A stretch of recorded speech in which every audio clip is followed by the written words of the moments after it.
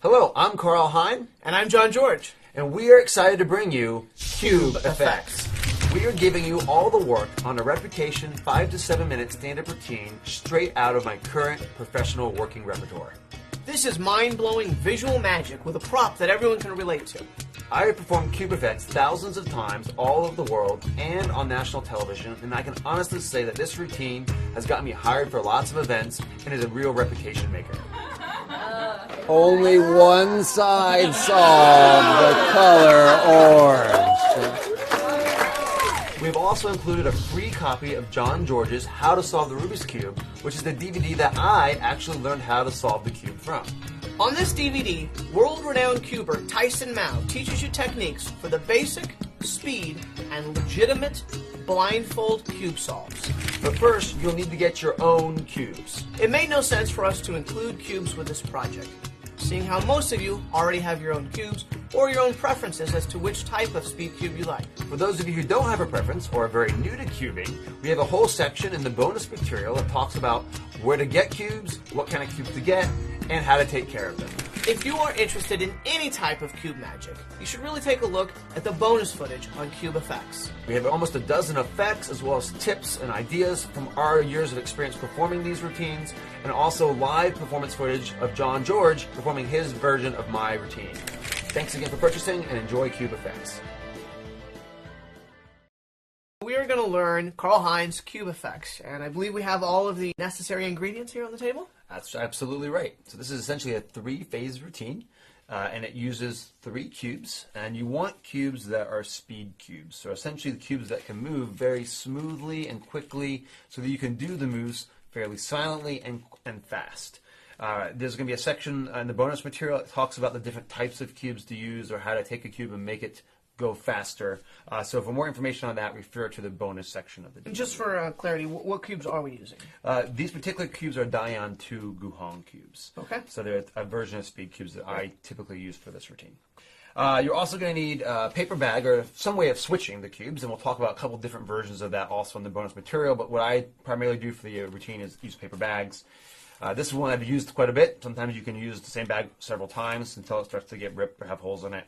I like ones where both cubes kind of fit nice and neatly, evenly into the cube. And if you were to open the bag up, you'll see that it's about the same width of the cube as well. Sure. Okay. This is the same bag, but it's just kind of a newer one that hasn't been used before, so you can see the same thing. And I also have some bags here too that are a little bit bigger. So you'll see that it's just a little bit bigger, so that when you put the cube in the bag, in a way, it's better. It's also a little bit wider this way, but it makes it, when you're holding on to the cube, maybe a little bit more obvious that there's a cube in the bag, although it also gives more room to hide the cube at the end when you're tossing it. So there's pros and cons both ways. It's whatever you can find or you feel the most comfortable with, basically. All right?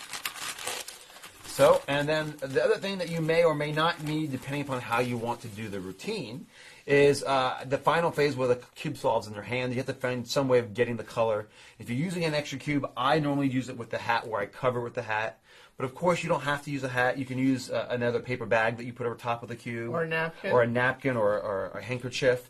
Or if you pre-show, and there's different ways we'll talk about as well of how to get that color. You don't even need the extra cube, or you don't even need to cover something. So there's different ways of getting it. So don't feel like you have to have a hat or something like that to be able to do the routine. So we're basically using 3 regular cubes, 1 paper bag, and something to cover this if we go that method. If we go that method. And that's Exactly it. right. Yeah. Great. So what we're going to do here is basically give you an overview of the routine without going to the details of all the moves. And so we'll put all the moves in a section at the end, so you can refer to them. And that way you have the idea of how it all works. And then once you decide what parts you want to do, or if you want to do it all, you can refer to the different types of mixes or false mixes, so you can learn that at that time by itself. Great. In this bag, I have the world's most famous toy. Sold more than any other toy in the entire world. Does anybody know what it is? The Slinky. Incorrect. So close, though. Everybody says you're so close, so close. I'll give you a hint. It's also the world's least played with toy. The Rubik's Cube. Right? One time, you're like, never again, right? Can anybody here solve a cube? Do you have any cubers? Anyone? I'm the only person in the room without a life. Fantastic. It's not a joke, sir. It's not a joke. Would you please give it a mix? Give it a few turns. And pass it over to Andrea. Let her give it a few turns as well. All right? Now, if you go on YouTube, you can see people solve the cube very quickly. Some can do it with one hand. Some can do it behind their back. There's even a little Chinese kid that does it with his feet. Your homework assignment, Google juggling Rubik's Cubes. It's freaking amazing. There's a guy who juggles Rubik's Cubes and solves them while he juggles them. I'm going to do something even more impressive. I'm going to solve it only with the power of my mind. I won't touch it. I'll just think about it, and it will solve itself. Pretty impressive. Even a Swedish lady's going to be impressed with that, right? I mean, come on. I've been to Sweden. I've been there. You guys are not easy to impress. But I can tell you have high standards. I'm touching it. That would be cheating, right? That is she was thinking that. I knew it. I won't touch it. I'll just think about it. It will solve itself. I put it in the bag. I snap my fingers, and it comes out solved. Okay, there's another one in the bag. Okay, this. That kills a 5-year-old's birthday party. That kills. You guys just aren't drinking enough. People, work with me here. I warned you. Oh. All right, now the way this works in competitions, experts, much like the ladies in the front, mix up a Rubik's Cube. The contestant then gets to examine every side of the cube. The clock starts. When the clock starts, whoever solves it the fastest wins the competition. This makes sense, right? I'm going to snap my fingers. I'm going to try to solve it in under 30 seconds. So I need everybody to count for me. Are you guys ready? Everybody, go. 1, 2, 3. 4, 5, 6, 7, 8, 9, 10, 11, 12, 13, 14, 15. 16 seconds! Almost my record. My record's 14. Okay. I don't think you understand. See, having all the sides be the same color is the easiest possible solution to solve a Rubik's Cube. It's for amateurs. You have high standards, right? You want to see the good stuff, right? Am I right? If you don't know what you're going for until just seconds before you go for it, it's a little better, isn't it? Yeah. Come on, Andrew, even you're going to be impressed if I can get 2 sides, right? Come on, let it out, man. Let it out. Yeah? Come on. Andrea's holding out for 3 sides. I can tell. 3 sides, yeah? No, she needs 4 to get an applause. 4? Come on, give me something. It's a Swedish thing. They don't applaud, apparently, I guess. Okay. Every single side, yeah?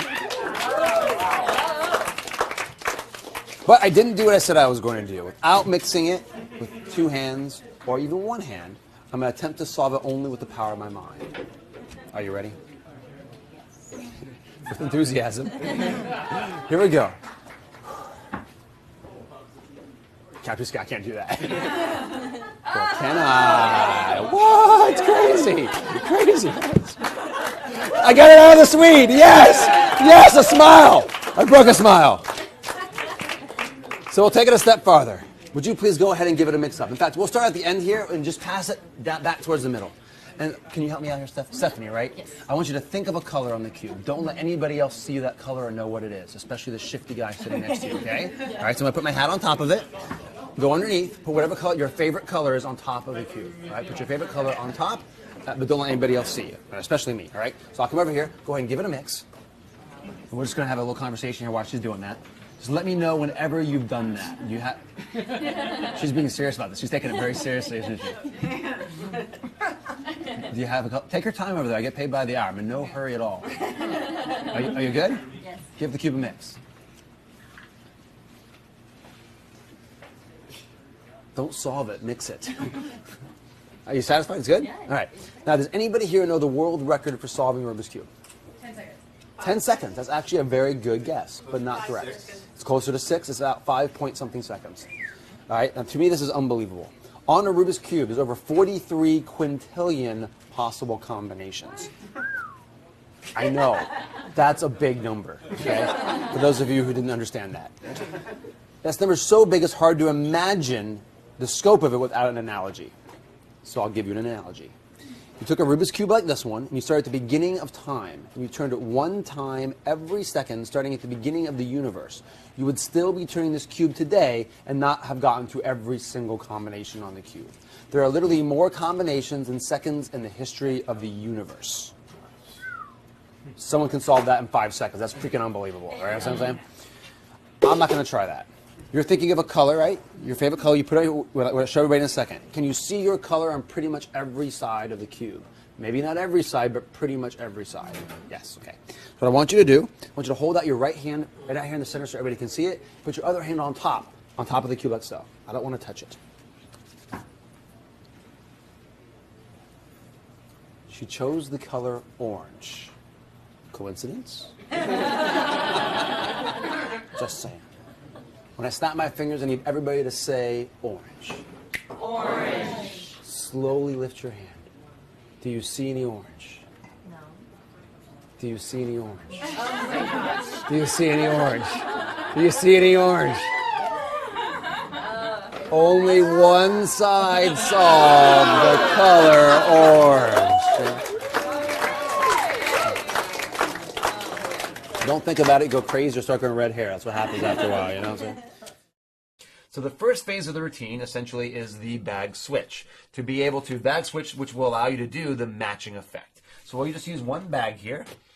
And what you're going to do is you're going to take one of the cubes, put one of the cubes into the pattern, basically the cube effects pattern is what we're going to call that. And this is what it looks like. Again, we're not teaching this yet, but we'll teach it in a minute. So it looks like the cube is completely mixed on every single side. It is mixed. And it is actually mixed, Yes. all right? But it's a mix in a way that I know how it's mixed, all right? So this is going to go inside of the bag. And the orientation on that does not matter. Orientation does not matter on this cube, all right? So I'm going to do this outside the bag so you can see what it looks like inside the bag, basically, Great. all right? So this goes on the bottom. On top of that, I'm going to put a solved cube. I'm going to put one other cube over here. Great. All right? Now, when I do this, there's several different methods. Again, we'll talk about this in a second. I have a method where I use a secret electronic device inside of one of the cubes. And if that's the case, if you're going to do that method, we'll talk about that later on as well. This is the cube that has that in there. And I usually will take and put a little mark with a little marker so I can identify that cube later on rather than trying to peel a sticker off. So if you're going to go that route, and again, we'll talk about that later on, that's how I have that on top. And when we filmed it, we did some like that, but some I didn't use this method at all. All right? So this is how it is inside the bag. Of course, you can't see this because it's inside the bag. So we'll go ahead and put that in here. And then we'll go on top. And I usually will then just come up and fold the top of this out. So now it's ready to go. And this bag's getting a little old. In fact, it's actually starting to rip here a little bit. So normally I would probably switch this bag out, but we'll continue to use it for this purpose. So I come out, I bring the bag out, and I place it out on the table. Now, when you place it on the table, the two can be either in the front of the bag or they can be in the back of the bag. It's ideal if they're in the front of the bag. So that way, right here, there's two cubes stacked on top of each other. In the back, there's only one cube. I go through the pattern line that you see in the performance, or whatever you prefer to do. I reach in and I pull out the one cube by itself. So there's still two cubes, the mixed cube and a solved cube on top of it, right here on this half of the bag. All right, and that's to the front of the audience. Now, one important point to mention is that you don't want to do this routine if you have a strong backlight. Yes. Right? Because if you have a strong backlight, they'll be able to see shadows of cubes inside of the bag. So that's the one thing you have to be careful about. You can solve that problem by using your body to block that, or something else. So maybe I have a case and you put this in front of the case so the case casts a shadow on the bag, and that you can still get away with it if you don't have the proper stage lighting to do that. But you do have to be aware of that, otherwise it kind of exposes the secret for this particular method. All right? So this cube comes out, and you give this cube to the audience to have them mix up the cube. One little tip here is when you're giving out a cube to be mixed by an audience, especially if it's a speed cube and it's not a very, if it's a very loose speed cube and you can feel it's loose, make sure you tell them to do it kind of slowly, turn it. You don't want that cube breaking apart in the middle of the routine because someone's going crazy with it. So if you think someone's going to do that, I always try to mention that. All right? Well, the nice thing also about your routine is that if it did pop apart, you're never doing a complete solve, and this never needs to be solved. Absolutely. So it's even so you if can it still did put happen, it back put together. not It's worry really about not it. a problem. Great. Exactly. Okay. So now this is going to go back inside of the bag. Once you say you're going to solve it, it goes back in the same exact spot you took it from. So the two cubes are in the front, and that's now behind it. So with this orientation, all I have to do is pick the bag up, grab it from the bottom, and my heel of my thumb and my pinky finger is holding the cube in the back, and my index finger and my thumb, the front of my thumb, and the side fingers are holding the cubes in the front. But the top cube that's solved is not being held by anything. So if I turn the bag upside down, it's going to fall free. All right? So if I turn the bag upside down, the cube comes out solved. But the one in the front now is the one that's pre-mixed, and the one that's in the back now is the one that the audience just mixed them trying to switch out. So once you do the gag, you just drop the other cube from the front, and as soon as you drop it, your hand starts to crumble the bag. This goes on the table, and now you just pull up and just squish the bag. The cube is still back here, but it's hidden inside of your hand. So it's all hidden in the back. Right. And now you can just toss this on, in this case, in this environment, I would just put it down on the table. All right. Oftentimes I'll have a case, I'll throw it in the case. I've had a situation where there's a garbage can, and I'll toss it in the garbage can. Sometimes if you have a suit, you can just crumble up and put it in your suit pocket. So it really depends a little bit on where you're performing as to how you're going to do that ditch, essentially. All right? So once you've done that, this cube is gone, and now you're left with a cube in your mix pattern and a cube that is solved. So now, my original routine was I would just solve this cube, and it would match in a quick solve, because this is set up to do the quick solve, which again we'll talk about at the end of this section. And then I would proceed into the one color thing. I added the matching effect because I think it really does add an extra layer to it at this part of the routine. It gives you more of a skill effect versus a magic effect, but then that turns into the magic effect. All right? And we'll talk also about how using skill first is a really impressive thing to be able to do. So, at this point, I'm going to take this cube and put this cube in the exact same pattern as this one. So I do that as the audience is counting. So it is now in the exact same pattern, so you can see that it's in the exact same pattern on every single side. Once I get it in that pattern, they're continuing to count, I then do a fake mix. So this is also going to be explained under the false mixing section, all right? And this is the false mix that I use. There are other false mixes that you could also use as well. You can come up with your own false mixes. For example, the Cube DVD has a great one-handed quick solve that can also be used as a false mix. If you do it two of them in a row, the way he shows you, you're just going to go right back to it. So he does it from a solve pattern to a solve pattern. But here, if you start off with a mix, where it seems like it's mixed, it just ends up mixed. And it looks like you're just mixing the cube. Sure. So any kind of false mix, or even if you wanted to, you could do it from a different orientation. The same move to get to here. Just do that twice. Do it and then reverse it, and you still end up, and it looks like you're just mixing the cube. Exactly. Right? So you don't even have to do the other false mix. You can just use that one technique to do it. And, I mean, if you're a cuber and you know an algorithm, right, you could just do an algorithm. Absolutely. So it's just some sort of false mix. But all that's doing is it's giving extra time so that when I'm doing it, it looks like this is only about, I think, what's 4 or 5 moves away from being solved, really. This one here, it's the same, but I want it to seem like it's a lot more moves away. So it looks like I want it to seem like I'm really moving fast. I'm doing a lot of things to get it from solved to this position. Sure. So that way it's more impressive when I actually do the solve a little bit later on. Now you take a different approach, and again, when you explain your routine, we'll talk more about that approach when we do your routine. So at this point, I usually don't like it to be matching when I put it out. So I try to intentionally orient it so the same color isn't on top here, okay? So this case is white, my usual key, but I want it to not be matching. So then I can take it, reorient it, and then I can show that it matches. An important thing that you just mentioned to me is that it looks a little clearer. I like to bring it together, show it here, but then bring it apart just a little bit, because it's a little bit easier to see that matching effect if it's a little bit farther apart versus... It's hard to see where one starts and stops. Exactly, right. So now you can show every single side, and every single side matches. Exactly. Right? So that's the end of that phase. So this is phase 1, and if we were to talk about the difficulty level, wouldn't you agree that this would be considered easy, beginner, a basic part of what you're providing? Absolutely. It's quite easy to do. All you have to know is how to get it into this pattern, or really any pattern that looks mixed that you know what that pattern is. And the bag switch is really not technically difficult at all. So almost anybody can do this routine. The only problem is if you get out of your pattern, you have to know how to solve the cube to get it back after the show or whatever that is. Sure. You can do that by taking the cube apart, and then also we're going to talk about that later on the cube as well, on the DVD and bonus material, how to take the cube apart and other ways of solving it if you don't feel comfortable solving the cube yet. Now, as the routine goes on, it's going to get a little bit more difficult. But I also want to mention that John's version of this routine that's in the bonus section is actually easier than my version. All right, so that's also something else that you can look into if you're more of a beginner to still be able to progress to some of the other phases, and you might even prefer that over mine. It's really a preference, Sure. how you look at it. All right, so that's phase 1, to have the cubes match, and it's a really strong effect and not difficult to do. We're on phase 2 now, and why don't you summarize where we're at and what phase 2 is all about?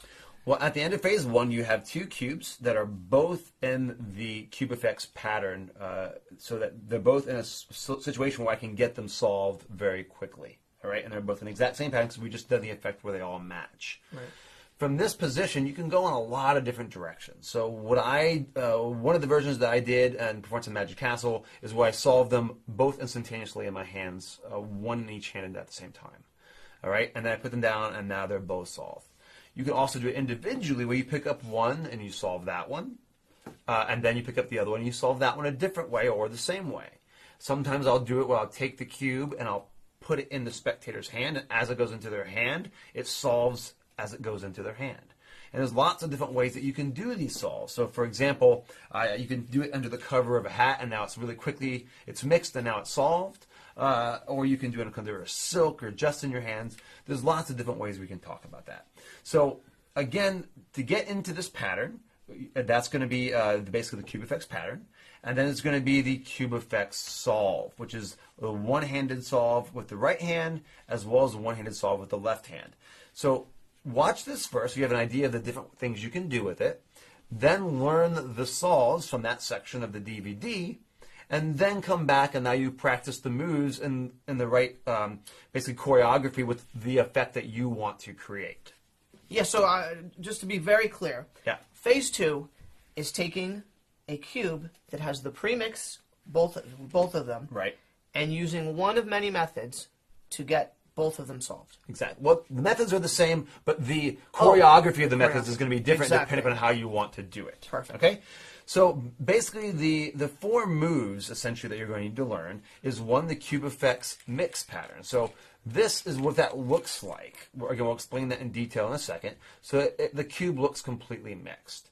Once you're there in that pattern, you want to be able to do a fake mix so that it looks like you're mixing the cube more, but nothing changes. This cube still exactly matches the other cube. Sure. Okay? So that fake mix, again, looks like this. And you can use any kind of fake mix that you want, but we'll teach you one on this DVD. The cube effects fakes, false shuffle, essentially, or fake mix. Okay. Now you're also going to know how to solve that. So you can do that with 2 hands or 1 hand, but it's different from your right hand than from your left hand. So what it looks like from the right hand is you have this situation where you can see 3 sides, but it's actually in a pretty mixed or unmixed state. Even though it's still mixed, it's pretty unmixed, but you can't see that from that position on the cube, okay? So the one-handed move in the right hand looks like this, all right? And then you have to do one more move at the end of it to actually complete the solve. And we'll talk about that in a second. Basically, I'm doing a few moves to get halfway there, and then my index finger is doing 2 moves to get to where it appears to be solved. And then I have one more move to do where it actually is solved. That's usually a hidden move after they already think that it's been solved. All right? And again, don't try to learn the details of this from this section. This is just an overview of that. Sure. All right? In the other hand, it's a little bit different. In my left hand, it's the same thing. I'm doing a few moves to get to this pattern, but it's a slightly different technique for being able to get it from there to that solve position and then to the last phase. All right? So there's basically 4 different things we're going to be teaching you in the up-close, over-the-shoulder section. And once you have those, then you'll be able to do all the choreography we're about to teach you for different methods of solving the Rubik's Cube. So now that you have an overview of the different types of things you can do, let's get into the specifics of how to do some of these choreography of different types of solves. Sure. All right, so I'll put this back into the cube effects pattern. So now they should both be matching, as if we just came out of the first phase where we had two completely matching cubes. Right, so the first thing I did in the performance of the Magic Castle is I'd solve them both simultaneously in one hand. In two hands. I'm sorry, simultaneously in two hands, but at the same time, right? So what you're going to need to learn how to do is go and learn the right-handed solve and the left-handed solve. All right? And once you've mastered that, it does take a little bit more practice to be able to do them both simultaneously, because both hands are doing a different action, which is not the easiest thing to learn. It's going to take some practice to be able to do that and then have them solve instantaneously. Sure. Some tidbits on the choreography is when your hands come across, I like to be able to have them have a nice little mix there that gives that moment of when the magic happens, essentially. Right. So this big action of coming across, covers the turning that you're going to be doing in your hands. When you get to this position, bam, they see that. Now, there's still some that's going to need to be done on the sides, but that's done as you come out.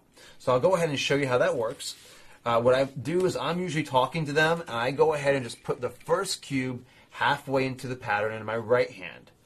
I then pick up my left cube, and I turn that and do the first few phases just with my left hand alone. That's the way I personally do it. You could, of course, do the opposite if you wanted to do it and do this one with both hands and this one with one hand, sure. Okay? But now they're both in essentially the same pattern, okay? Now, I'm sitting down, so this is kind of flashing here, but if I'm standing up, it's going to be down like this at the bar. I'm just kind of holding them. Sometimes I'll come over and I'll hold the patterns like this, or before I even get to this section, for example, another thing that I'll do as well is have this one be completely mixed, have this one be halfway there, this one still in the mixed pattern. That way I can use this to cover that mix as I maybe roll my sleeves up.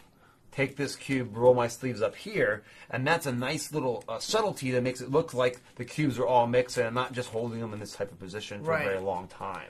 So having both of them together like that really looks like the cubes are mixed, but I'm still halfway done with this one. Sure. Okay. And your fingers, let's be clear here, are on, like, let's say, like the green and the blue are covering this to make it look like there's more pattern than there really is. Exactly. So if I would have moved these fingers, you'd see a much more clear pattern there, right? Yeah. Okay. Whereas once my fingers cover just those outer two columns or layers, now you can't see a pattern. And it looks like it's and slowly you see mixed. the top one. So as opposed to like the Enchanted Cube, we only see one side. With this one, you see apparently three sides of the cubes that are mixed, which I think is an advantage to this particular method. Sure. The disadvantage is it takes a few seconds longer to get to that solved pattern, but with the right misdirection, it's pretty much the same depending on how you do it. Sure. All right. So now I can talk about doing something, a Rubik's Cube with one hand, or having someone do it with one hand, or I just do it as I'm saying something else, but now I'm set with both hands to be able to do it. So in slow motion, I'm going to be doing this move with one hand, the other move with the left hand, and then boom, bam, and now they're both solved. But they're still not, because I have one more move to do. But the audience thinks they are. But the audience does, as long as you hold them back, not too far, because you want the people in front to be able to see, but you don't want the people on the sides to flash this as much. All right, so you have to be a little careful with your angles there. Even if someone does see that, it still looks like it's almost solved, and then it is solved. So you still get an effect. It's just a different effect. It depends on what you want to get out of the routine. All right, so you're here, and now you're going to do the last move as your hands come out to show the cubes like this. So that, again, that big motion covers the small motion, and because two hands are moving simultaneously, your brain can't follow both of those actions at the same time. Right. All right? So you end there, and now both cubes are solved, and you can stop right there if you want. All right? Right. And then, or you can proceed to phase 3. A couple other options for solving it, all right? So, again, we'll put them both back into the patterns. They're both back in the same cubic pattern. Another technique would be to do just the right-handed solve. And I like to do the right-handed solve just as I wave the cube in the air like this. So as I wave the cube in the air, I'm doing the first two moves, that motion still hiding this. And then I find, and we were just working on this together, that bringing up the other hand and doing the last move together with both hands really helps hide that last move a little bit better. Okay? So, again, the choreography of that is I get halfway there. I do the first two with my index finger, and then it solves itself. Right. Other options are you can also throw the cube in the air. So as you're doing the mix, you solve it, they see it solved, and the last one done as I throw it in the air, and now it comes down.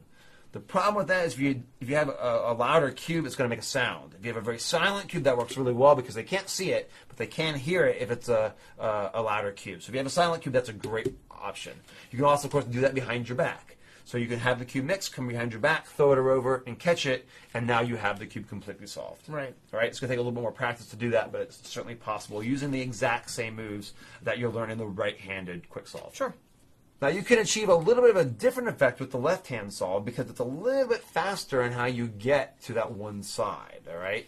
So with the left-hand solve, because of the way the technique works, instead of having to move your index finger twice with the right hand, you could just do basically 2 moves at once to get to that one-side solve. So that looks like this when you do it, okay? Right. So it's a little bit faster to get into that. If you still have to do this last phase where either you toss it in the air as you turn it, do this, or shake it some more as you change it, it's kind of, again, your preference on what you feel is best suited for you to get to that position. So one way that I'd use this one is sometimes I'll use it like this, where I will come over with my right hand, and as I do the move, I come over, do the move with my left hand, and now I bring my left hand over to wave, and that solves the first side. And then my right hand actually now solves the last bit of that to get the last one done. All right? So that's another option that you can do. So I'll do that again. And again, don't try to learn this until you've gone and you learn the left-hand solve. Then come back and figure out the one that you want to do and just work on that one, all right? That way you can work on just the moves alone without having to have all the additional things going on, all right? So this is, again, just the overview. So getting into this position, so now it's in the halfway solve position. My hand comes over. As it comes over, I grab the cube. My left hand then continues to wave. It's still here, but now my right hand does it as I come over and I wave to the front. I can continue to wave, but it's already solved. I'm not really doing anything at that point. It's already done and solved. All right?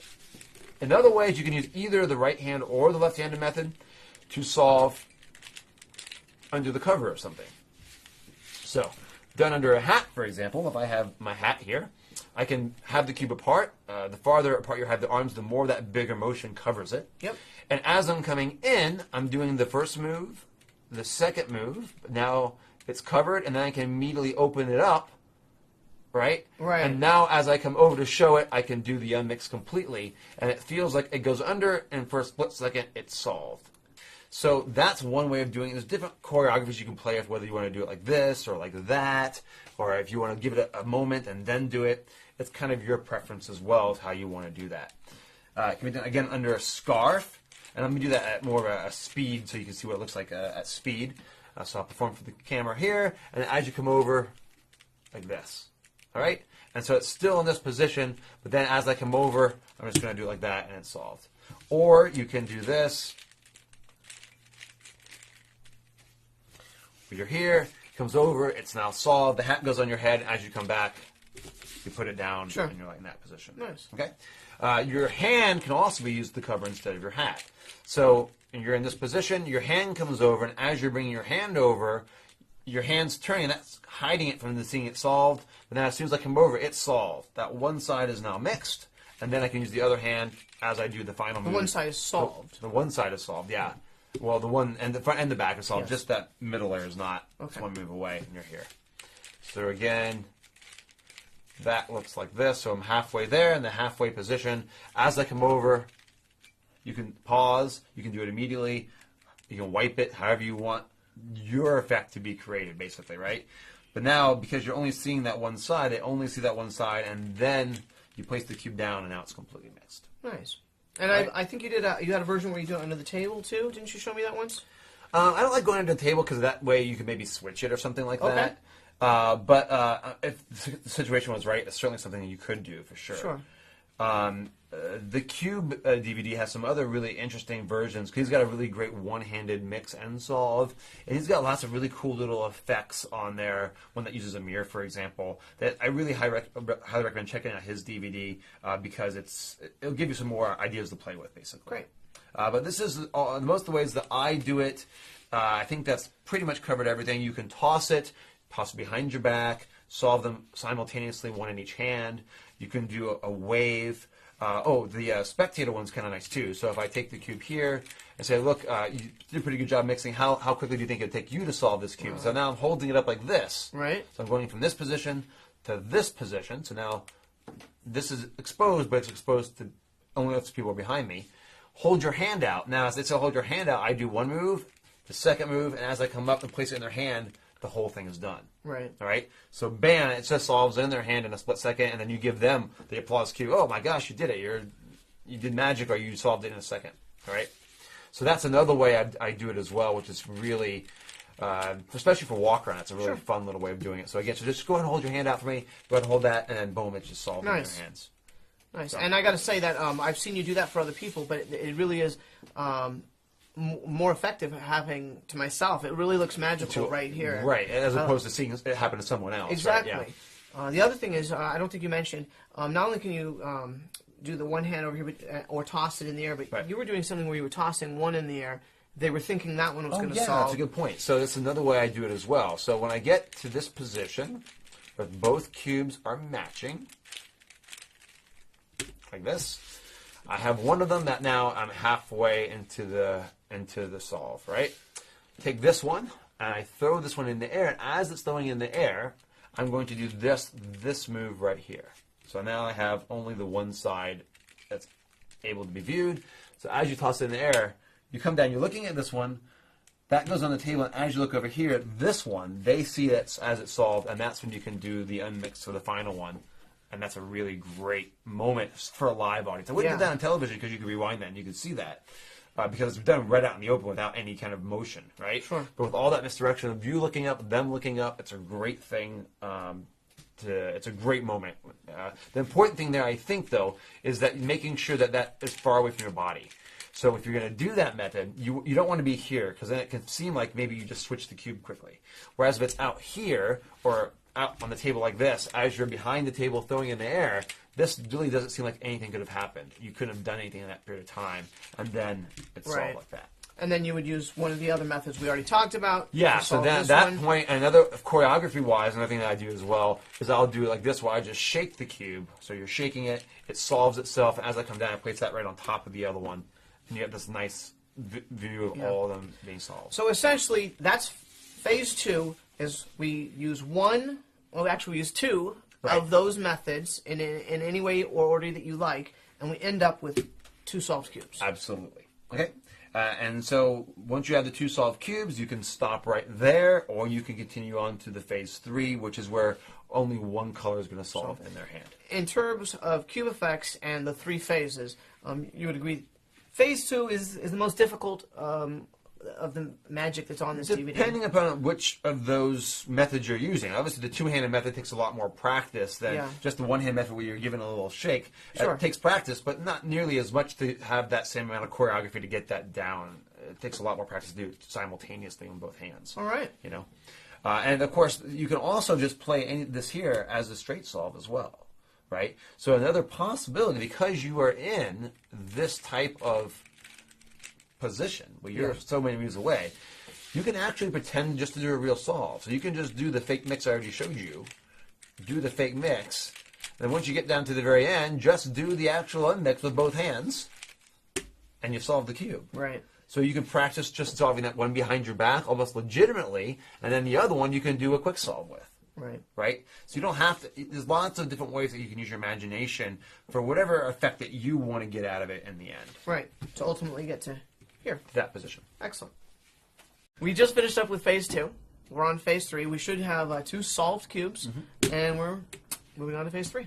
Awesome. So phase 3 is essentially the one side of a mixed up cube is going to solve in a spectator's hand. So at this point, I will pass out one of the cubes to be solved. And a little tip on this is I always put it into my preset pattern first, and that gets it to it actually is all mixed. Because if you just hand a layperson a cube that's solved, it's actually pretty difficult for them to mix it where it gets to this position. Yes. So anytime I pass out a cube to be solved, I always do that. When you say gets to this position, you mean a mixed up position. Yeah, because a lot of them laymen, if you take a cube, they'll make it look like like this. Yeah, exactly. It's Right? not that impressive when No. you go to solve it in a moment because it looks like it's almost already solved, Right. right?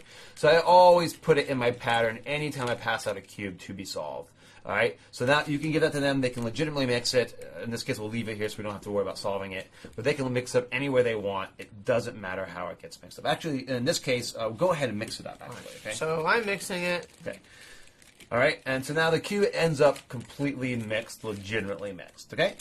So, now what's going to happen is I'm going to take this cube. I'm going to solve only one side incorrectly.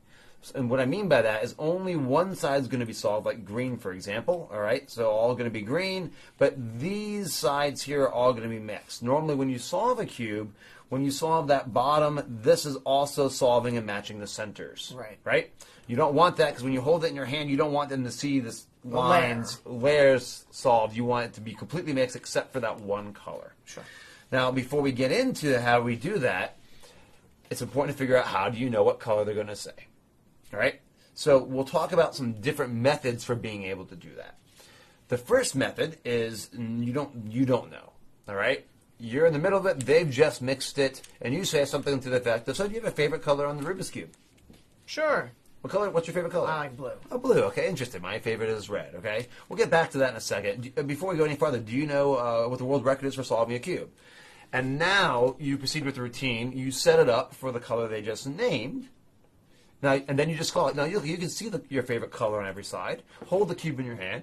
Everybody say blue, and then it turns into blue. Right. So you don't need any kind of magic device or any kind of technique to be able to secretly get that color. It's a super strong effect just like that, and I do that quite often like that, especially when I do strolling magic. All right. All right? Of course, it's going to be a little bit stronger or a lot stronger, depending upon the situation, if they don't even know that you know what the color is. Because it's a bit stronger if it solves in their hand and they had no idea that you knew what color they're thinking of. That make sense? It does. Okay. So, again, if I'm doing this on a video, like television or video, I'll usually pre-show that. So there's no hint at how I got that color. So I can have someone else ask for their favorite color. I can ask them their favorite color beforehand. In the routine, it makes it seem like they're just thinking of it. You can do a center tear, a paper tear. You can do some kind of electronic device to get information. Any way that you can use to get a color secretly, you can use that to your advantage and get a step ahead. And lots of ways of doing that. One of the techniques that I use, there's several major techniques that I use. One is I use electronics that's built into the cube. Okay, so what I did on the DVD, so in the performance of the Magic Castle, I did some performances. The one that actually aired, though, was one that I did with pre-show. I also will do it with electronics. So for that pre-show, Right. what did So you do? I wanted to show how it would look with pre-show versus not having that, because the electronics are completely optional. It's not something you need to have. Right. So with the pre-show, that lady was there in the front. In the beginning, I was talking with them throughout the show. Before I went into this particular part of the routine, before I started the show, I was just conversing with them at the bar. And I said, "Oh, do you have a favorite color?" And then I got that color. We'll come back to it later on. Just make sure you mention that color later on, right? Right. So when I go and have them name their favorite color, they put that color on top. Now, I could use the electronic cube the exact same way, but I didn't in that situation because I wanted to show what it would look like without it. I didn't even really need that second cube. I could have just said, put the cube in her hand, not even mention the other cube, think of her favorite color. Right. Right? And then she names her favorite color. But using the second cube is a nice way for the rest of the audience Yeah. to... It's also nice to be able to match. At the end, you show orange, and the orange only one side is a nice little matching type of effect and that adds to it. For the perception of the rest of the audience is, how could you have known? Exactly. How could you possibly have known that, right? So that works out really well. If you're using that pre-show method, sometimes it will happen that they'll forget or they'll try to mess with you and name a different color. Right. Okay? So there's another way of doing it where you don't know the color, or they don't know the color, but you force a color on them once you've already solved it. Okay? So this is kind of my out. So if I solve a color and it's in your hand, let's just say it's blue. So I'm going to go ahead, right? So I'll just go ahead and solve a blue side here real quick.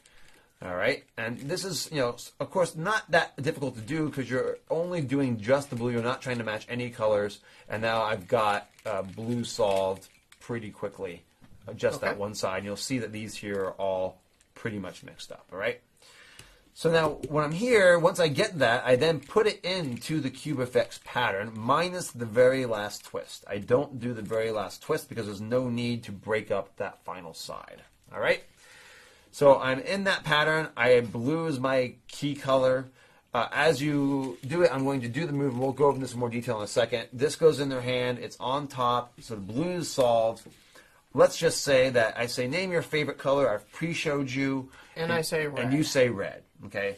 My response would be really, your favorite color is red. Well, my favorite color is green. But I want to make this random. Right. Okay?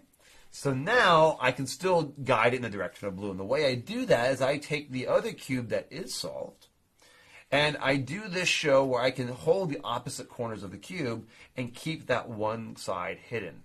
So as I go like that, you should not be able to see blue. No blue, right? Right. Right? Because I'm just holding it by the bottom end and the top end and spinning it with that blue color on the bottom. So if you say stop at any point in time, stop right here, that blue is on the bottom. I can just place it down, and blue is also on the bottom here. So when they lift their hands, look, this is interesting. The bottom color is blue. Only one side solved the color blue. Right. Okay? Yeah. Now, another option is I use that same force to go this direction. So your hand's on top of it. I do the move. I'm just turning the cube like so. Stop. All right?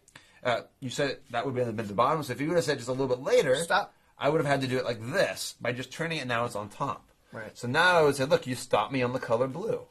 Everybody say blue. Lift your hand. No blue, no blue, no blue, no blue. Only one side solved the color blue. All right. So that's an out that I always have no matter what happens. If my electronics messes up, or if they call the wrong color that I've pre-showed, or whatever the situation is, I can always use that as an out. So whatever color they name that's not the right color, I name a different color as my favorite color, and then I use that to force the third color that does match. Got it. All right? So a final option to be able to get the color is to use an electronic cube of some sort to be able to get a step ahead and know what color they're thinking of, okay? So this particular cube has an electronic device built into it that's made by Craig Filicetti from Pro Mystic. I will be selling a deluxe package that includes cubes and all the electronic transmitter receiver, as well as the paper bags for the cube as a deluxe package. So if you don't want to go out and get your own cubes and you want to do the electronic version, you can get that only from my website. It does use authorized Pro Mystic devices, and it's only available at carlhine.com. Great. All right. The way I do that, just so you understand how it kind of works, if you want to go this route, is that I usually will mark this cube with a little bit of a marker in just the center and the white. That way I know that that's my electronic cube, so I make sure it doesn't get mixed in the very beginning. So I explained that when I did the bag. That's the one that's going to be on top. So that way I can also, at this point, when at the end of the other routine, make sure this is the one that someone goes to think of a color. The other one is the one that it goes to have them be mixed. So once you do that, I say go ahead and think of a color. I usually just say think of color. I don't say favorite color. I say choose a color and put it on top. If I'm doing pre-show, then I say what's your favorite color. Think of their favorite color. Put that color on top. Right. All right. So with the electronics, put whatever color you're on top. We're going to cover it up. I'm going to show everybody what that color is in a moment, but not yet. I don't want anybody else to see the color but you. And the reason why I use that is I don't want you to just change your mind. Sometimes people will change their mind or forget what color they chose. That way you're committed to a specific color. Just think of it over and over again in your head. So that gives you a little bit of justification for why you're using the cube and the hat or the scarf to cover it. So for those of you that are unfamiliar with a Pro Mystic Right. device, without getting into the details, because I'm not really sure what Craig would want us Right. to tell, but basically there is something in this cube that is telling him right now, as we speak, that this is orange facing up. Exactly. All right. So, and no matter what color it is, I can know pretty quickly what color is going to be on top. So that way I can get ahead. Now, normally you'd use this to try to say, well, you're thinking of the color green, right? Yeah. To me, I act like when I pull the head off, I'm knowing the color for the first time. I'm not trying to say I know the color. I just use it to get one ahead. Sure. So it's, I think, a little bit more deceptive as an electronic device. And even magicians that are familiar with that don't catch on to that because I'm not using it in the way that most people use that type of secret device. So once I get the color and someone's thinking of it, I can now solve that color, right? Right. get it into their hands, right? Right. In this case, it would be blue, so blue would be on top over here. Blue would be in their hands. Then I can lift the hat up, show that's the color blue. Everybody snap your fingers, say blue. They lift their hand, no blue, which I like this build of showing no blue. That it starts to get that reaction, that drama building, rather than just going like this. Yeah. Okay? It's much stronger that way. So no blue, no blue, no blue, no blue. And then everything matches the color blue. Nice. Okay? And if they want to, I mean, I definitely think using the Pro Mystic device in a cube is a great way to go. If you already have a Pro Mystic device, like the color, is it, what's Well, it he's called? got a keychain that's a Got a Rubik's keychain, Cube, and Rubik's Cube. also like a TV Magic Cube type set where it's a little box and just a cube that's like small, a little smaller than this, but just solid. It's not Yeah. a cube, it's just solid sides of different colors that he can make match the colors of Rubik's Cube. It doesn't come Yeah. that way normally, but you can get it made that way to match.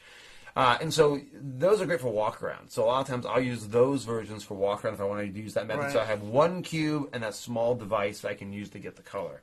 So I can walk up to a table with the cube already in my pattern, do some fake mixes, do a fast solve, right? Yeah. Do a fast solve, it's solved. They can mix it up.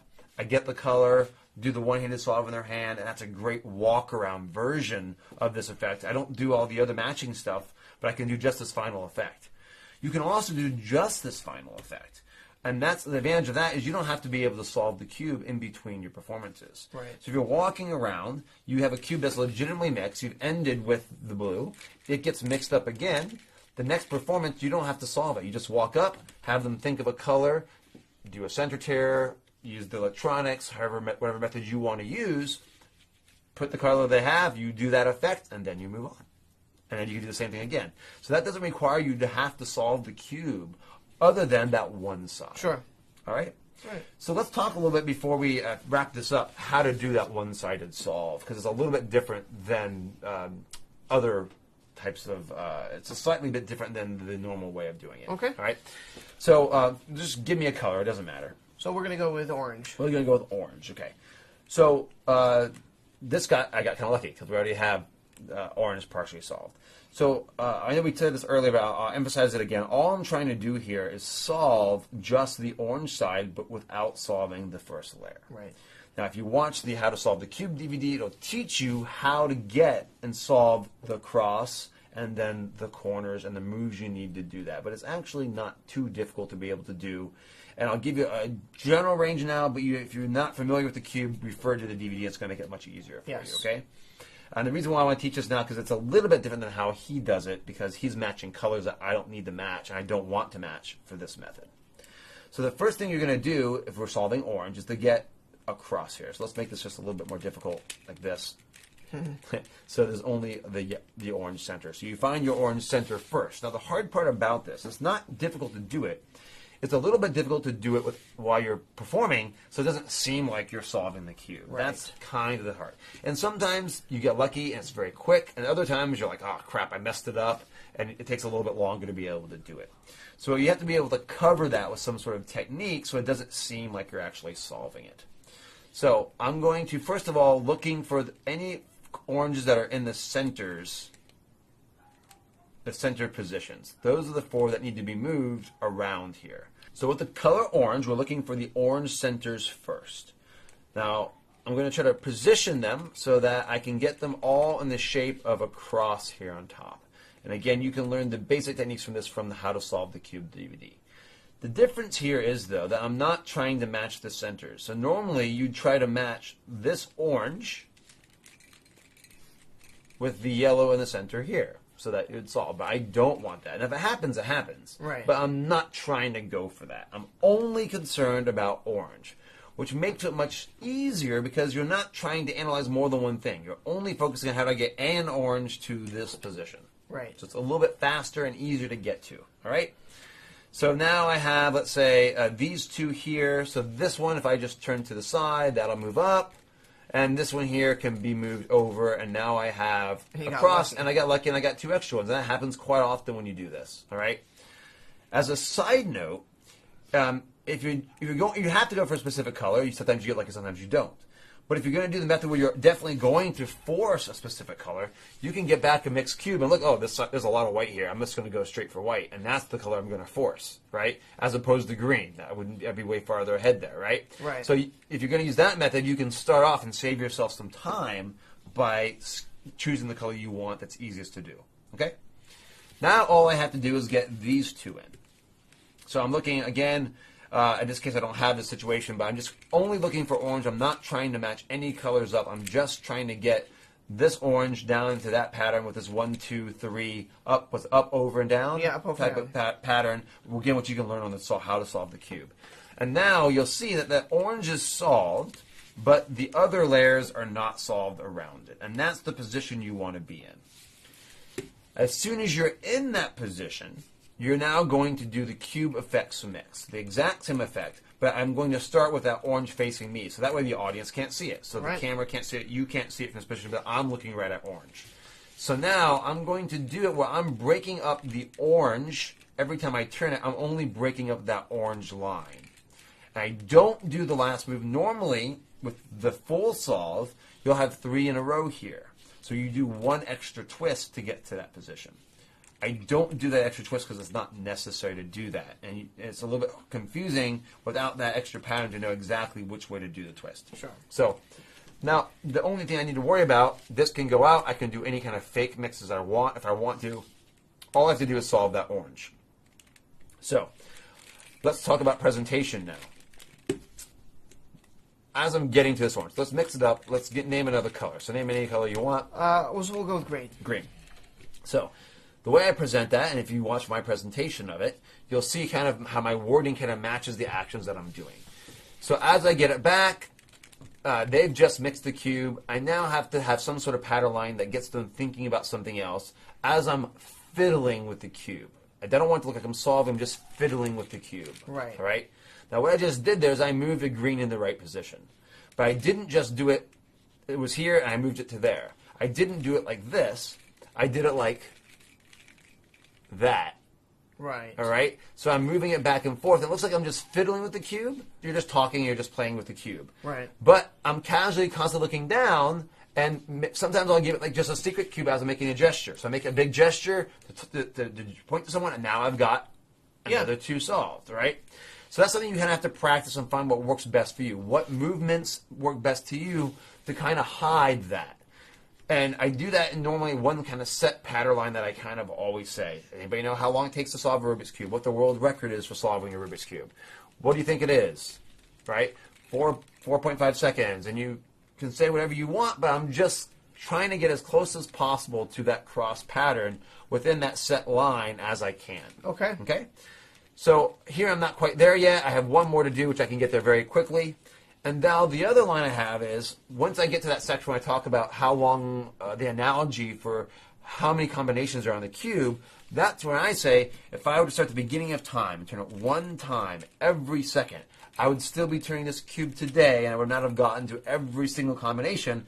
That's when I'm actually solving it, but very slowly, 1 step at a time, and not looking at it as much as possible. Right. So I look at it, but then I'm engaging them. I kind of have memorized a few moves to be able to get it to that position. Now you can see I'm only 1 away. Right. Oftentimes I can get all the way there and then get into my pattern before I finish. Sometimes I can't, like let's just say right now, then I'll add an extra line. Like, well, it takes me a little bit longer. It takes me about 15 minutes. Just watch. And now you're done. And now I'm done. You're already. And I can slow the timing of that down and stretch that down, or it takes me about 15 minutes. I'm just solving it. But it seems like to them, it just kind of extends that joke out a little bit more. Sure. So you have some leadway there, but I'm almost done. It's so close, or sometimes I already am done. It just depends on how long it takes me to solve at that time. But now I'm in the pattern, ready to go. Why don't you show us that at speed? I'll give it a mix here, Okay. and So someone's thinking of a color, in this case, let's say orange. all right. Right, so they're thinking of the color orange, it's under the hat, or you get the information any way that you want to get it. All right, the cube comes back. I am now looking at the cube, and as I'm saying this, I'm now citing this. So that speed is basically, does anybody here know the world record for solving a Rubik's Cube? No. No. Take a guess. What do you think that record would possibly be? 30 seconds. 30 seconds. Oh, it's very close. All right. It's actually a little bit less than that. Try again. 10 seconds. 10 seconds, all right? 10 seconds. It's actually less than 10 seconds. It's about 4.5 seconds. Now, to me, that's absolutely unbelievable. On a cube, there are over 43 quintillion possible combinations on a Rubik's Cube. That number is so big it's hard to even imagine without an analogy. So you got the cross done. I got the cross done, okay? Right. It's so hard to believe without an analogy. So I'll give you an analogy. If I were to take a Rubik's Cube like this one, and I were to start at the beginning of the universe and turn it one time every second, starting at the beginning of time, I would still be turning this cube today, and I would not have gotten to every single combination on the Rubik's Cube. Now, I'm here. Right. Almost done. 2 more I have to do, but I've already spotted where one of them is, and it's in the right position. Great. Okay? Now, it takes me a little bit longer. It takes me about 15 minutes. Just watch. No, you finished it and went in. And I pause right as I finish it, and now You're mixed? I'm mixed. I'm solved, and now remixed, ready to go into the move. Perfect. Right? Great. So, now, to get it to their hand, there's a couple different ways we can do this as well.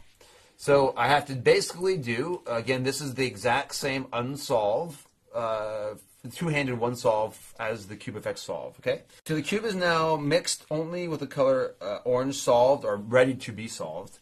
And now I'm going to try to get it into your hand without you knowing that one side's solved. So I usually, from this position, will show you that you can see your color on pretty much every side, right? Right. The color you're thinking of. Now, sometimes, depending upon how it goes, like if I'm doing a favorite color, I wouldn't say, do you see your color? Because I haven't asked them for their favorite color yet, because I pre-showed that. So I'll just say, can you see just about every color on every side of the cube? And sometimes I'll say, well, look, see on this side, there's a pretty good mix of all the colors. Here, I don't see any red, but you'll see red pretty well mixed throughout. Right. If I'm trying to get them, everybody knows they're thinking of a specific color, which if you're doing the hat method, that's how they know. Then I would say something along the lines: can you see your color pretty well mixed on every side of the cube? And the orange actually is on every side, so it's very easy for them to see that. Sure. Okay. So I said, go ahead and hold one hand out for me just like that, and that's the action I do to do the first move to get that first line of orange. All right. So I'm here. I grab. If I have my key here of the two colors of orange, my thumb is going to grab the orange down here. My left thumb is going to grab the top one. I'm going to spin it. So now I have this, but they can't see that because it's from this position. Sure. Okay? Take your other hand. As I say that, I spin around as if I'm going to basically mime this. And that's when my hand turns the cube. So now I have the two sides here. Right. And as I come down, that's when I do the last move to get the color solved. Which we're going to go over in more detail in the Absolutely. mix. So the actual techniques of getting that, it's a little bit different here because I'm doing a different motion and timing, so I don't want to explain it here. But the actual technique of the moves, you'll learn in the section that teaches the unmix. Okay. Okay. So again, my thumb is going to come to the orange here, turn it, come around, and on the way down, that's when it's going to solve in their hand. And then my hand goes on top. Right. And now their hand's on top. Everybody say the color, they lift their hand, and now I always like to do this sort of turn to build the tension and then release it with the one color being solved. When you show that the orange is gone, you may not know the answer to this. Do you believe they are thinking, wow, orange has disappeared from the cube? Or are they intuitively going... Different people do different things. Some Okay. people see where it's going. Some people have no idea. They think it's gone completely from the cube. Right. So different people react differently to that. And you'll get some really strong reactions. But even skeptical people really internalize that, whoa, that happened in my hands. Yeah. Because they really did just see it. Now, you made an important point. When I did the performance at the castle, it's for a little bit of a larger audience. And so some of these moves are a little bit more obvious versus up close. So up close, kind of like a top change, you don't even see that happening, all right? So here, I'm doing the action as I'm looking you in the eye. So it's done on pretty much every side. As I look up, that's when I do the first move, Yeah. right? So hold your hands out. I can look back at the cube. I'm going to hold your hands out for me just like this. So one hand's on top, one hand's on the bottom. And that's all done while I'm looking you in the eye. Yeah. And they don't see any of that. In a Right. close-up environment, it's like I did nothing, right? And so that just goes in their hand. It still looks mixed. They still assume the colors on every side. And now you can go ahead and do it. Sure. Right? I do the same thing when I do it for larger audiences. I still feel like it flies by, but if someone's paying really close attention, they have an idea of where it's going, they might have thought that I did something. Although it's inconceivable to think that I actually did what I did, because it doesn't make sense that I could solve one side that quickly with basically 3 moves. Right. So you had an idea of basically showing the cube, right, as throwing all the colors on all sides as you're doing like a fake mix or something like that. So it looks like you're actually mixing the cube and seeing the color on every side, and that way you're still mixing it as you do it. It's like, go ahead and hold your hand out for me. Right. So it doesn't seem like I'm just stopped and then mixing again. I think that's what you're trying to say. Which I think is something certainly worth playing with. I haven't done that, but I think it's something that's worth exploring if you think that's a concern for the environments that you perform in. Sure. Okay? So that goes in their hand, and then you proceed with it as we've just shown. Great. All right. All right. So we're going to learn all of the moves on how to make cube effects work. Absolutely. The first move we're going to start off with is going to be the cube effects mix. When we have the cube, I always start with white facing me. So I have white facing me as my key color. So white's always my key color when I'm performing this. And I also have a secondary key color for starting off the move, which is orange. Now, depending upon the cube that you're using, you might have a different arrangement of stickers that can actually be on different cubes in different orientations. So or different colors altogether. They can have pink and whatever. Absolutely right. So as long as you, for the sake of this, always use white for this one. You can always change it up later on. But use white and try to use orange if you can, so you know that your cube's matching mine exactly. Sure. Let me make a point real quick. So the regular configuration in America for a Rubik's Cube is if you were to put white towards the ceiling, yellow would be opposite of it, and then it would go around the cube orange, blue, red, green. That's the regular configuration in America. So it shouldn't be a problem for most cubes. I just want to mention that you might have a cube that's not. Right. So getting back to this, we're going to start off with the white facing you and orange on top. So the first move we're going to do is called a middle split. And basically what we're going to do is bring this middle orange down to between the white. So we're going to move this whole layer down 1. So to do that, I'm going to move the 2 right layers down and then the far right layer back up. So now you'll be in this position where you have 2 white lines. If you look at the bottom, that's where the other white line has gone to. Just for reference, we're going to call it the middle split. The middle split, right. There's also going to be the middle reverse split, which is putting it right back to where it came from. Right. So there's the middle split and then the middle reverse split. Perfect. Okay? Now there's another way of doing that middle reverse split, and that is by using your thumb instead, all right? So if it's here, my thumb is going to go on, my fingers are going to touch the top and the bottom layer, and you can push and undo that split that way as well. Right. That's how I actually do the final move, all right? So we're going to teach you the moves first, and then we'll go into the whole sequence. Great. So that's the middle split and the middle split reverse. Middle split, and then the middle split reverse with the thumb. So the next move you're going to need to know how to do is the 3-way split. And basically what we're going to try to do is break the white up to all sides of the cube. So the 3-way split done from the solve position is going to look like this. What we're doing is basically bringing in one move, all 3 layers to a different side of the cube. All right?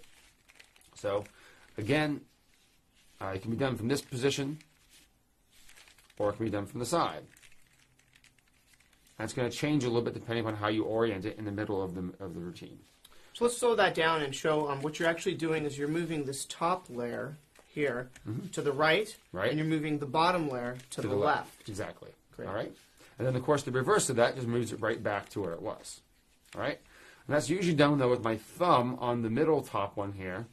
And that's what actually does it. That thumb keeps that one color in place as the other hand moves the other 2 around in sections. Got it. All right. The other move that you're going to need to know for this mix is going to be the trigger finger. So a right trigger finger would be as if you hold the cube kind of like a gun with your thumb on the front and your middle finger on the back. Your index finger is going to, like shooting a gun, move the top layer over by 1. Pull on the trigger. Pull on the trigger. The left hand will reverse that same way. Perfect. Right? That's a right trigger finger and a left trigger finger. Those are the only 3 moves you need to know, and the reverse of those moves that you need to know to do the cube effects mix.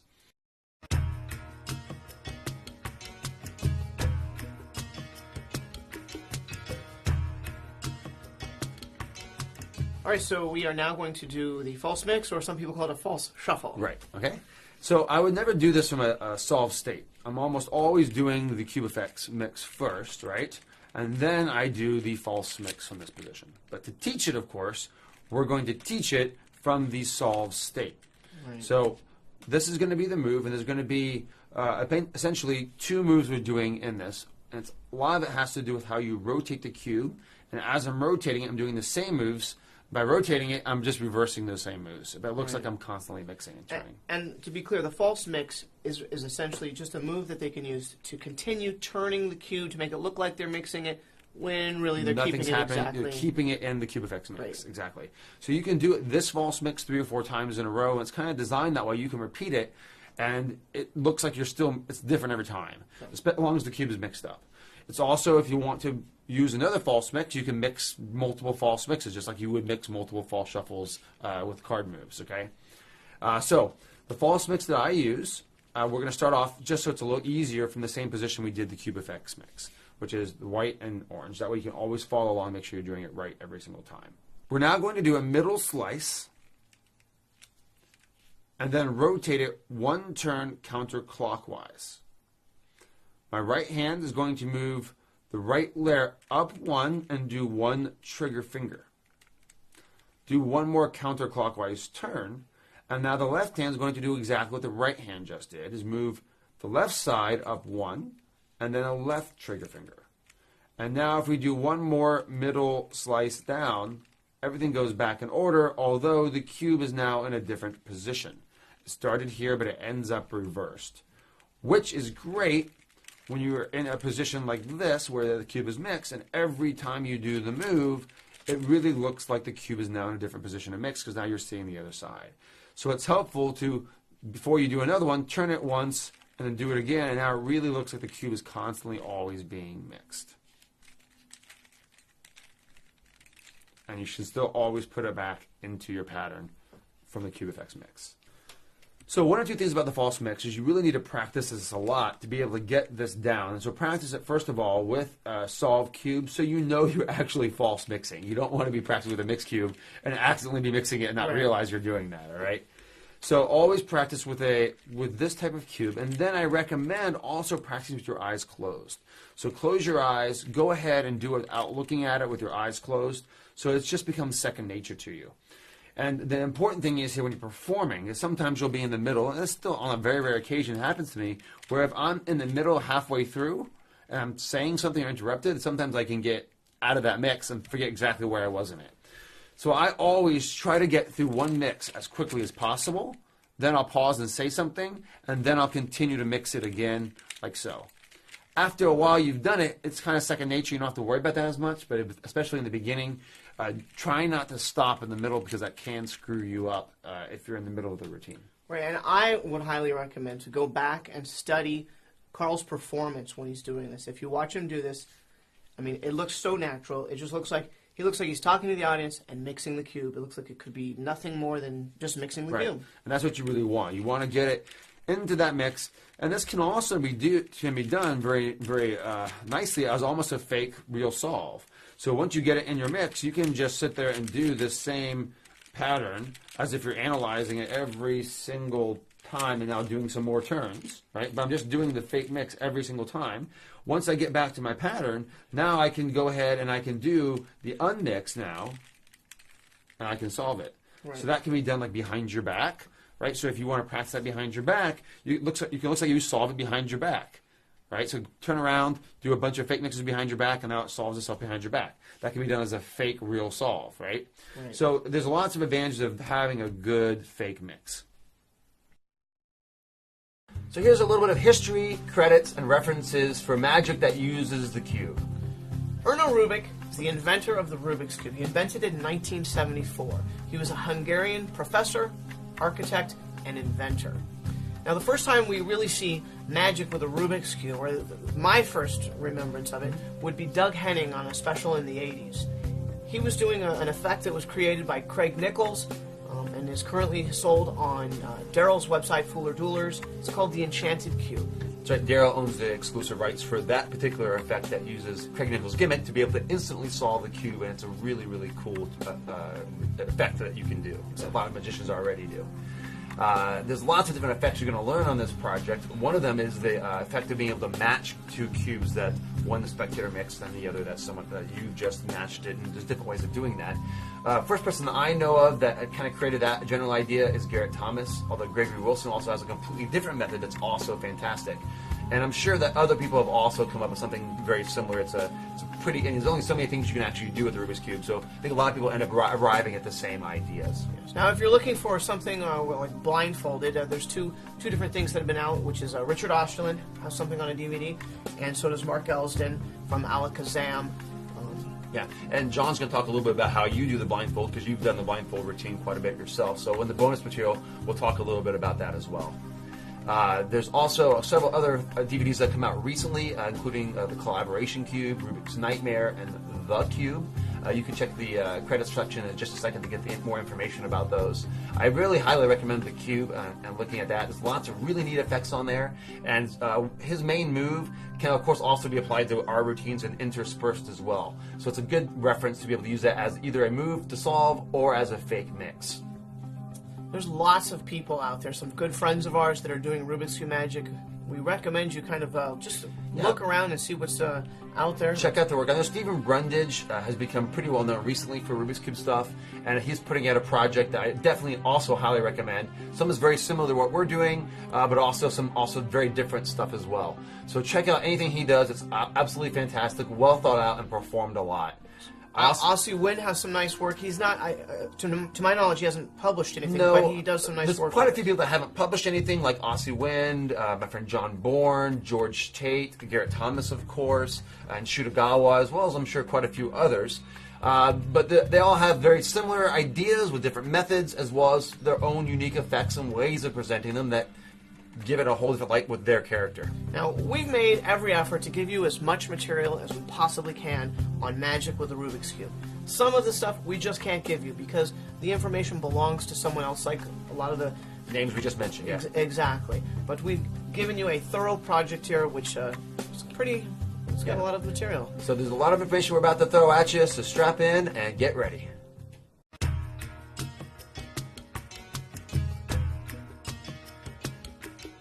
So let's get into the actual Cube Effects mix sequence. So the first thing we're going to do is we're going to do a middle split. So now there's an orange in the center. We have two white lines that we're now going to split using the three-way split. So now, but when I do this three-way split, I'm going to turn it so now the green is on top. When the green's on top, that's when I do the three-way split. So now you'll see there's two white, and two white. But green will be on top. We're now going to rotate it one more time. So now the white line that was on the bottom is now on top and going across. And I'm going to do another three-way split with that so that you have this little two white sequence with red on either side. And then the final move is I use my left trigger finger to pull that towards me. And the reason why I'm doing that is if you look at the side of the cube, you'll see there's still one line of blue here and one line of green here that I want to split up so it doesn't look like there's an order. So by doing that one trigger finger, now you'll see that on every side of the cube there's no more than two of any color that's in place. Now this cube can be rotated and oriented any way. All you have to do to figure out where your key is, essentially, what I call the key, is to find the white center and orient this towards you. So now the double white's oriented toward you. There's only one white center, so that's what you're looking for, is that white center, and you want that to be pointing towards you, not to the side or not away from you. Once you're here, now you can leave it in this position, or you can do a false mix, which is what we'll teach you next. Excellent. So anytime in this DVD that we say we're doing the Cube Effects mix, this is what we're looking at. Right. And like he said later on, he's going to teach you the unmix, which is essentially the reverse steps of what you just learned. Right, and there's several different ways to do that unmix depending upon which part of the routine you're doing. All right.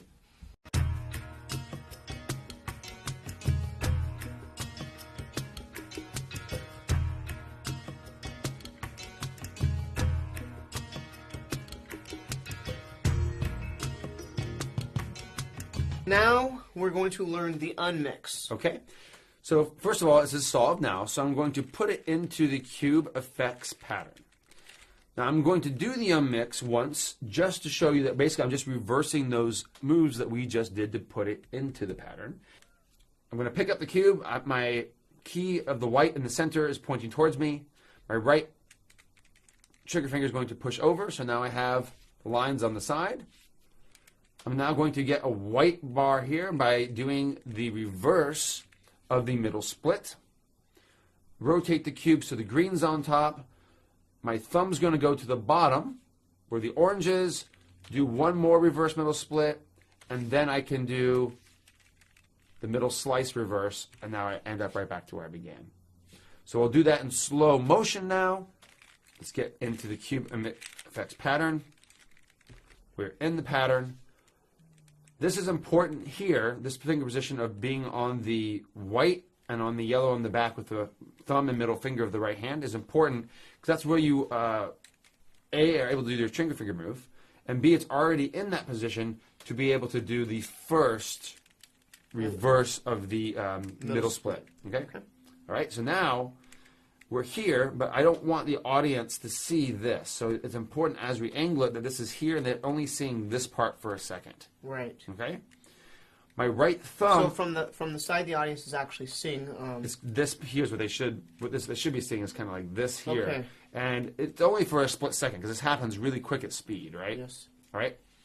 So now this helps give me my finger position to be able to know pretty much where I'm at on the cube. So you always want to do it the same because eventually you're going to be able to, for some of the other ones, to get into a position where you can show all the sides like this. This is a nice little show, which I use a lot in the one-handed solves.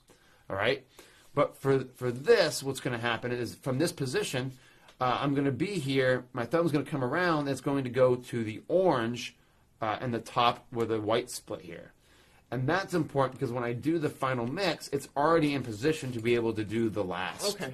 Okay, because you want that to be right in that position. You don't have to fumble or get anywhere else to do that last move. That's the mix. Sure. All right. So again, at speed, it's going to look like this. This is going to be the mix. The unmix can be done very quickly as well. Right. All right. And like so you can show it also in pauses and then do the unmix. And sometimes when I do this with both hands, one of the ways I'll do it will be in terms of waves. So I'll come over, I'll do the first move, I'll kind of cover it, and then I'll do the second move as I kind of wave over the front, and that kind of solves it. And then as I come over here, I do the final move, and then wave on the top here. So now it really feels like you're just waving and it's solving itself as you wave it. Right. And don't think you always have to do it fast. It's also possible to do it slowly. So you can have it get to this position where you're showing the show, and then you can kind of do a very slow unmix as you're just turning the cube, and it still looks very magical because they don't know what's happening yet. Right. Right? So that's probably the best way to start off is with the two hands, get used to that, and then move on to the right hand or the left hand, whichever you feel more comfortable with. Great.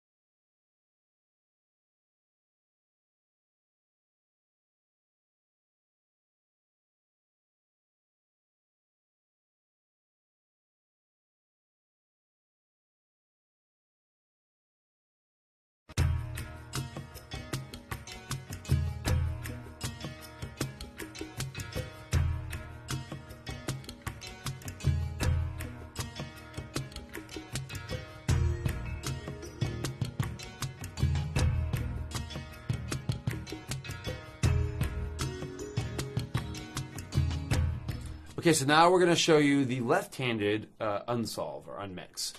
Now, this I usually will do when I do the two-handed unmix. This gives me the ability to solve 2 cubes simultaneously, one in each hand. I also sometimes will do this as a behind-the-back toss or under the hat type of a mix. So we'll show you some performance of those in just a second. This is a bit more advanced. It's a bit more difficult to explain and understand. So we'll give you a little overview first, and then we'll give you the specifics as much as possible of the finger positioning because it's a bit difficult to explain this one. Great. All right? So first we get into the cube effects mix. Now my left hand alone is going to do the unmix. I pick it up with the key in the right position facing me, do a reverse trigger finger with the left hand.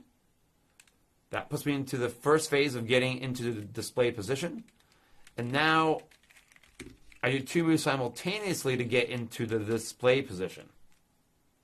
Now I'm going to do a 3-way reverse split to get to the solved, and then of course the final reverse middle split to get all the way to the solved position. So let's go over that again in a little bit more detail now. We're going to get into the cube effects mix. I pick it up with my finger positions with the thumb on the orange and the middle finger on the red in the back. Do a reverse trigger. And now my left hand's going to come basically as if you're going to do the show that you would do with the right hand, but this is the display position. So from that display position, this is what the finger position looks like underneath. My pinky, these 2 fingers, the middle 2 fingers, and then the index and the thumb are covering out these outer layers. I usually will move the bottom layer out just a little bit, so it's a little bit out jog. So if you see that, it's a little bit out of position. And that allows me to take my pinky, and my pinky, the first knuckle, is going to push back on this back layer, as my thumb will push on the other layer.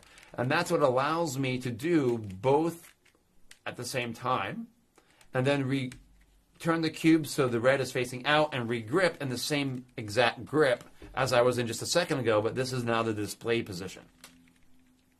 Do the exact same move again. And it's mostly your thumb and your pinky that is doing that. But under cover of the fingers, it now looks like it's solved. And then you can do the reverse middle split to get it completely undone. So let's go over that one more time.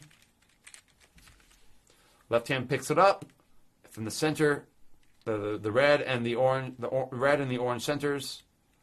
Reverse middle split. Get into the display position.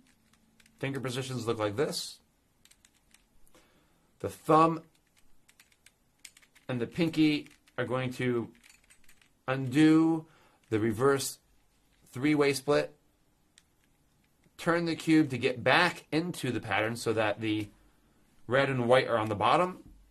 And do another reverse 3-way split to get into what looks like the solve position, and then the final reverse middle split to unsolve it.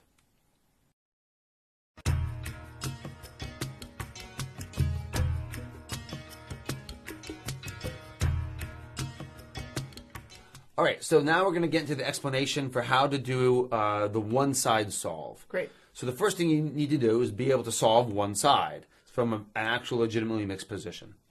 The other DVD that you put out, How to Solve the Cube, will tell you how to solve one side, but what's important about this is you don't want to get the bottom layer completely solved. You only want the one color solved. So you're basically doing it incorrectly, which is actually easier to do because you're not matching any colors other than the one color you're trying to solve. So for this explanation purposes, since all of our keys have been white, we will use white as the color we're going to solve. Of course, that's going to vary depending upon what color they choose or what color you want to force. All right, so the first thing you need to do is you need to get a cross of white with the white center. So you're going to look for any other whites that are in the center positions and then move those to make that cross. Now, this technique can be found on the How to Solve the Cube DVD, but the important thing is we're not trying to match the orange with the orange. Normally, you would try to get that to match like this, but we don't want that. We're not trying to actively not do it, but we're not trying to do it. So sometimes it will happen, but for the most part, we want it to be all mixed up so that at the end of this, it looks more mixed except for that side. So I'm only looking for the white centers, turning them and getting them into that cross position.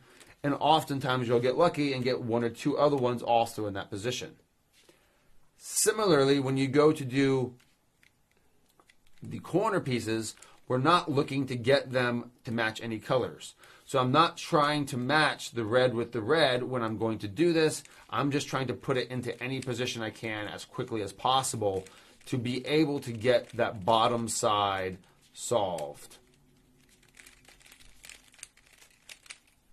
And in the overview, we go over a little bit more detail about how the timing and rhythm of how to do this.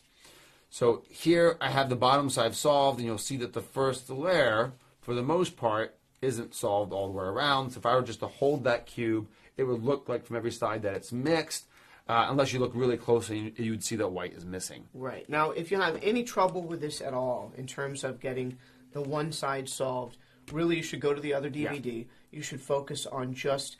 it's actually the first 3 steps or 4 steps. And it's really not hard to learn. Anybody can really learn this with just a little bit of practice. Yeah. It takes a little bit of conceptualization to get through it. It's just repetition. You got to practice it to be able to get to that point where you have the one side solved. Now, if you are going back to the DVD to watch this portion, the very first step has you putting the white ones around the yellow up here. Right. Now, you're going to need to learn to avoid that step altogether. Right. And that just takes practice. Again, that's on the DVD, but you do not want to do the first step. That's a beginner method. I never learned that method anyways. Yeah. I always skipped right ahead. I think it was, to be honest, a pointless method to start with. Yeah. I think it's easier just to learn how to get it right to the white from my own personal preference of learning the DVD. So that might help you with getting rid of one step to begin with. Right. All right? So once we're in the position where we have it white, I don't want to leave in this position for very long. I immediately take it and I do the Cube Effects mix to get it all mixed up, except I don't do the final trigger finger turn. And the reason I don't is there's no reason to do it because there's no line. It's already mixed. It's already mixed, right. So I don't do the final trigger finger. I leave it in the normal position. So the difference here is when I go to do the unmix, I'm not unmixing it as I normally would from here and then doing a trigger finger. I'm just putting it right in so that the key is always pointing to the left, my left in this case. So other than that, all you have to do is pay attention to that one color, and you're going to do the exact same thing as the Cube Effects unmix, where you get the white, and it's the exact same as the Cube Effects unmix. So we'll do that again. No trigger finger. And the timing of this is essentially this.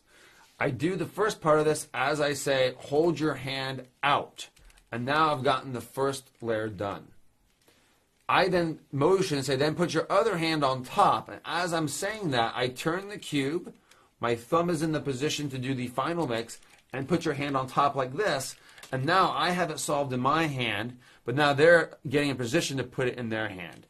So now when I put it in their hand goes on top. I oftentimes will also push down on their fingers, so that helps to cover the rest of the cube, so that now that they can't see that there's more of that one color missing.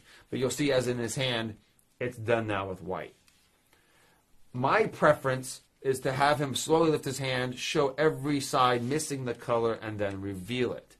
You may want to have him hold his hand out and bring it out in sections, and then at the end reverse it so that when he lifts his hand, especially if he has a big hand, so it's automatically right there as the reveal. That's kind of your preference.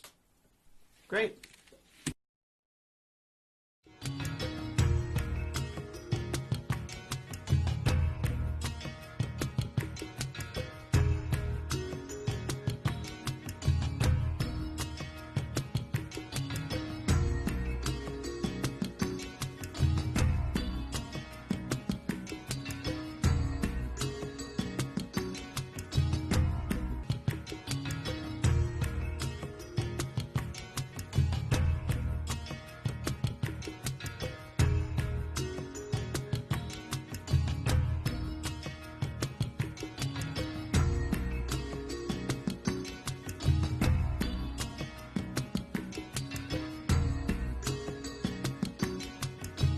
All right, so we're going to learn the right hand, one-handed solve. Solve, absolutely. All right, so we're going to start from the starting position, get it into the cube effects pattern. We're here. We're going to break this apart into 2 different sections. So there's going to be basically the first few moves, pause, show it as still being mixed. That way you're only a few moves away from being able to do the complete solve. All right? So the first half of this is going to be, you're going to get it with your key as normal. Use your right trigger finger to push it so now it's to the left. Your thumbs are already in the right position, just as before with the two-handed. To unmix, but you don't want to leave in this position very long. You want to get as quickly as possible to turning the cube so that you have the blue on the bottom and the front and the middle facing you. Okay. But your index finger is going to cover the outside layer, and my thumb is going to cover the other outside layer. So from this position, you can really see 3 separate sides that all look like they're mixed. But if I move my hand away, you'll see there's actually quite a lot of unmixing going on there already. You see the top and the bottom are already almost all the way solved, and then you have at least 1 or 2 layers in these that are also mixed, all right? So it's pretty solved. But from this position, you can't see that it's solved. It looks like it's really mixed. So basically, there's 3 more moves I need to do to get it to the complete solve from this pattern. My right finger is going to do the first 2, and then I'm going to do the standard final move at the very end with the thumb doing the reverse middle slice. So my index finger is going to push over the bottom layer as my right thumb holds on to the top 2 layers. Now it's going to, my right thumb is going to move up as my left finger pushes over the the bottom 2 layers. And from that position, the front should now be solved. In this case, it's going to be green. You want to angle this back so they can't see that this side is done. So from the front, that camera should be angled back so they can't see this. And now your right thumb is in the right position to just do the last move here. Okay? All right, so let's go over that one more time. We're here. Get it into the cube effects mix. Right trigger finger. First unmix of the middle split into this position. And so you'll see the finger position from the bottom and from the side. My right index finger is going to push over the bottom layer as my left thumb continues to move up the cube. It's now in the position to do the final mix like so. Great. Right? Let's talk about a couple different options of how you can do that final unmix move to get that reaction of wow, the cube is solved. All right. So once we're in the mix pattern, we're going to do the unmix. From here, I can do these 3 moves, or the first 2 moves of this, right? I can do that as I'm just waving the cube. So as I'm waving the cube, I'm doing the moves, and that big motion covers the small motion. It feels like the cube is now solved, but it's still only 1 move away from being mixed. So there's 2 ways a couple ways I usually do this. The first one is to bring my left hand forward, and by bringing that hand in as I do the unmix, and then to show it like this, that really helps to hide the fact that I'm doing one last move, because bringing that extra hand in and framing it really makes it feel like it was already done when they saw the green. Right. So that's the first way, and I'll do that again here. So it's already in the pattern where I'm almost solved. I give it a little wave and shake. Now it looks like it's mixed, and as I have my hand forward, it just comes down and it's solved. So even from behind, that looks pretty good. That's great. Okay? And from the front, it also looks great as well. Another way of doing the final reverse middle split with the thumb is to give it a little toss. All right? So I'm in the position, halfway there. I do the unsolve. We're in this position here. And instead of bringing the other hand in, I can do this move as I just give it either a small toss or a big toss. And as long as the cube is silent, it looks like the cube just solves as you throw it in the air. Right. All right, another way that I do the one-handed solve is by handing it to a spectator, all right? So this can look like this, where I have the cube. It's in the mix. I do the first 2 moves to get it into the display position where you can show 3 sides. I say, hold your hand out. And as I hold my hand out, that motion coming forward, I do the first move. Once they hold their hand out, I move forward. I do the second right finger move, and then the final as I place it in their hand to have it solved right in their hand. And that's done as I'm looking them in the eye, so as soon as they look down, it's in that solved position. It's good. This is really nice for the spectator you're doing it to. Right. I've noticed that when I watched you do it, it looked cool, but for the spectator, it's a really strange feeling, yeah. It is, because you can't see really anything happening until it just like sets in your hand, and it's like boom. yes. Yeah.